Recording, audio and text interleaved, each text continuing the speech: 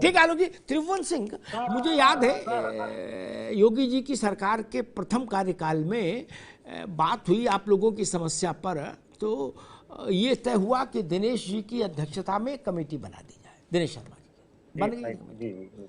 मैं भी उसमें कहीं ना कहीं अघोषित तौर पर कुछ जुड़ा था, कुछ जो मुझसे शासन राय मशवरा जो कर सकता था होता था। तब भी ये बात आई थी जो बात शिव कुमार जी कह रहे थे कि भाई मुंडे मुंडे मतर भिन्ना, बोले कितने तो संगठन है और सबका अपना अपना वो है। दूसरी बात आई थी कि भाई मान लीजिए कोई एक रास्ता खोज के बात बने और वो उस पर सबको राजी कर पाना ये भी कठिन हो जाएगा।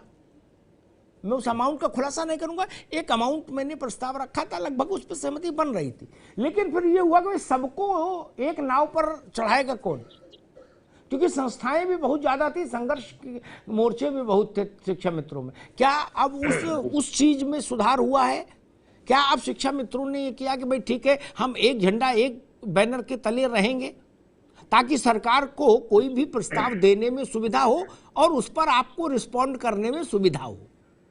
त्रिभुवन जी। जी निश्चित तौर पर, जी निश्चित तौर पर अमिताभ जी, उत्तर प्रदेश के जितने भी शिक्षा मित्र हैं, आज सारे संगठनों ने ये वादा किया है, प्रण किया है कि शिक्षा मित्र हित के लिए जो भी कुर्बानी देनी पड़ेगी वो कुर्बानी देने के लिए तैयार हैं।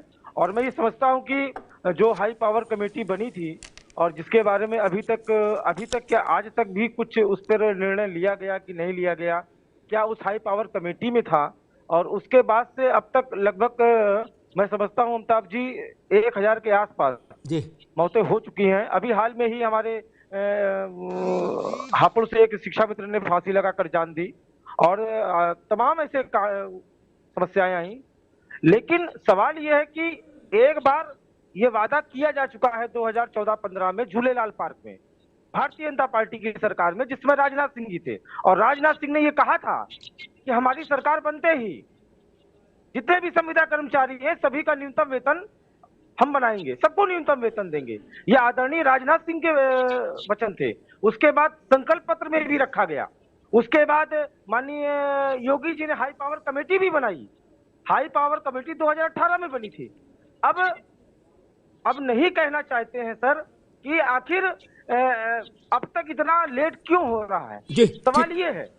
और इसके पहले भी तमाम सारी मुलाकातें हुई, तमाम दौर चले, तमाम सरकार की तरफ से मिलने मिलाने का काम भी किया गया, सांसदों और विधायकों को, तमाम सारी चीजें हम लोगों ने अपनी तरफ से आगे आगे करने का काम किया, हमारे आदरणीय अध्यक्ष जी ने किया, लेकिन कहीं से भी कोई रास्ता निकलने का नाम नहीं ले रहा है। अभी आपने कल देखा कि 1 लाख से अधिक की भीड़ थी। बहुत से ऐसे हमारे शिक्षा मित्र साथी थे जो विकलांग थे, उसके बाद भी वो धरने तक स्थल तक गए। तो कहने का मतलब यह है कि हम लोगों ने एक संदेश दिया और गुहार लगाई कि जो हमारे शिक्षा मित्र साथी नहीं रहे उनके भी परिवार को और कम से कम 12 महीने की व्यवस्था की जाए और स्थायी व्यवस्था की जाए। ठीक है त्रिभुवन जी, ठीक है, ठीक है, रुको भाई, आप रुक जाओ। दिक्कत ये है शिक्षा मित्रों के साथ की समस्या को लेकर त्रिभुवन ने सवाल उठाया कि क्यों नहीं हो पाया। मैं पहली कमेटी का बता दूं, कोई राय बनती थी, राय बाहर भी आ जाती है, हकीकत बता रहा हूं, और नेतागिरी का ऐसा भारी रोग है क्या। अब पता लग गया किसी को कि शिव कुमार के जरिए हो रहा मामला है, तो जो इनके विरोधी हैं उनने भी नेहरू का तुरंत एक नई सिलवाई और उनने बयान ठोक दिया है, परमानेंट टीचर से कम कुछ भी मंजूर नहीं, क्या सरकार की दलाली करने वालों को नहीं मानेंगे। लो गई भैंस पानी में। त्रिभुवन बाबू समझ रहे ना, क्योंकि आपके यहां भी तो नेहरू कट पहनने वाले 1000 हैं, एक ही 2-4 तो है नहीं, है ना। और जो समाधान निकाले उसी को बता दो ये दलाल है सरकार का, क्या, तो फिर तो निकल गया समाधान।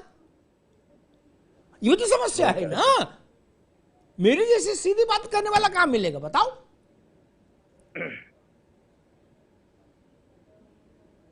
और 22 के चुनाव से पहले सारे शिक्षा मित्र खुले तौर पर समाजवादी पार्टी के समर्थन में खड़े हो गए, बोले ईंट से ईंट बजानी है, योगी को हटाना है, क्या था ना सच्ची बात।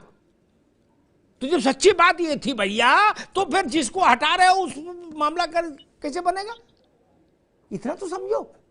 इसीलिए मैंने शुरुआत में कहा था कि मौसम बदला है, आप लोग इकट्ठे हुए हो, भाजपा को भी लगा है कि भाई ठीक है समय है कुछ करना चाहिए, लेकिन समाजवादी पार्टी के औरा से बाहर आपको आना होगा। अशोक यादव जी, क्या सपा को ये बात दिख रही है जो हम लोग समझ रहे हैं कि ये जो एक बड़ा वोट बैंक था आपका शिक्षा मित्र और उनके परिवारों का, ये आज सुन लो, सवाल सुन लो महाराज, अब कोई सैद्धांतिक बात लंबी नहीं, व्यवहारिक बात, व्यवहारिक राजनीति होती, व्यवहारिक बात करो। अब वो समाजवादी पार्टी के फोल्ड से बाहर आ गया कल, क्योंकि 22 में आपका बहुत उग्र समर्थक वर्ग था, शिक्षा मित्र, समर्थक नहीं उग्र समर्थक वर्ग था। राकेश जी, अशोक जी।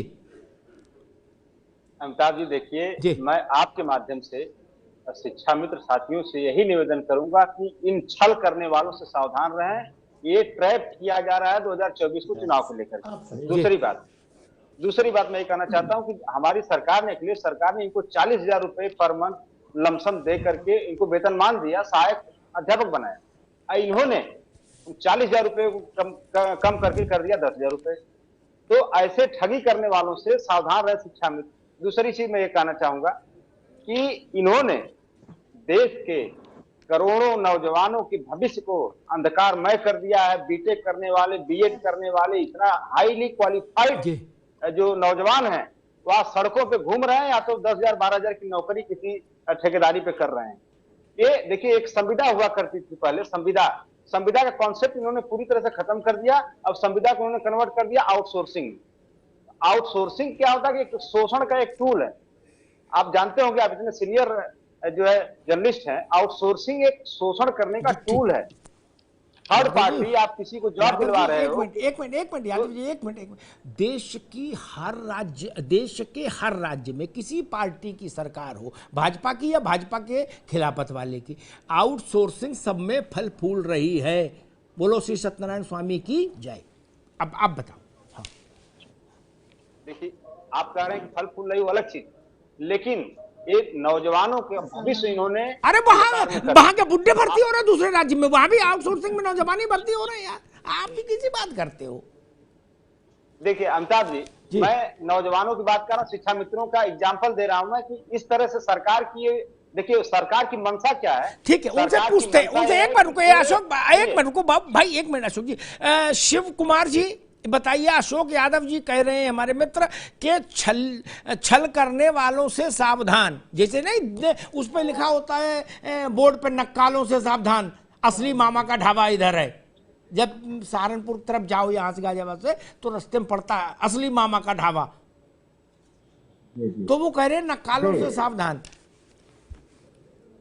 देखिए, नक्कालों और असलों से यहाँ कोई मतलब नहीं रह गया है। शिक्षा मित्र का जीवन कैसे बचेगा, शिक्षा मित्र ये चाह रहा है। और शिक्षा मित्र को पूर्ववर्ती सरकार ने सहायक अध्यापक बनाया था। क्या कमी थी, क्या नियमों में कमी थी, लेकिन मैं मानता हूं कि अगर 13 से 15 लाख रुपया आंख मूंद से शिक्षा मित्रों ने देखा तो पूर्व सरकार ने दिखाया। लेकिन अगर त्रुटि थी तो त्रुटि को सुधार कर वर्तमान सरकार हमारा काम करे। हम किसी दल के नहीं है, हम कोई राजनीतिक पार्टी नहीं है, हम किसी के कार्यकर्ता नहीं है, हम उसके हैं जो हमारी बात करेगा, हमारा सम्मान करेगा। अभी आप के द्वारा कहा गया कि 22 में, तो 22 में भी हमारी बात सरकार करती तो सरकार के साथ लोग थे, और उसके बाद में तमाम लोग सरकार के साथ थे। ऐसा नहीं है, कुछ लोग होते हैं जो किसी भी कारण से कहीं रहते हैं। हम जो हमारी बात करेगा उसके साथ रहेंगे। और हमारा, आप हमारे बड़े भाई हैं और पूरे अग्रज हैं, मैं आपसे पूरे मन से निवेदन करता हूं कि जब हमारा समायोजन हुआ था तो आपके सानिध्य में परमानेंट डिबेट होता था।